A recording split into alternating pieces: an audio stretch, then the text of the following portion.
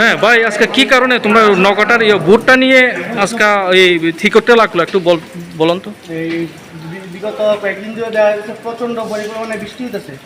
তো তার লেগে আমরা আবদা মিত্র এবং সিভিল মিল্লা আমরা এই সবাই মিলে একসাথে মানে এই যেদিকে বৃষ্টি প্রচণ্ড হয় এবং নদী অনেক দিকে ফুললে গেছে, জল ফুললে গেছে না, তার লেগে যেদিকে হয়েছে তার লেগে আমরা সবসময় অ্যালার্ট থাকি। এর লেগে আমরা সব প্রায় 20-30 জন অলরেডি ভলেন্টিয়ার ট্রাই করছি অ্যালার্ট, এবং আমরা নৌকা সব আমরা নিয়ে হয়েছি যাতে যে কোনো দুর্যোগের মোকাবিলায় আমরা মোবাইল ছাপাই করতে পারি।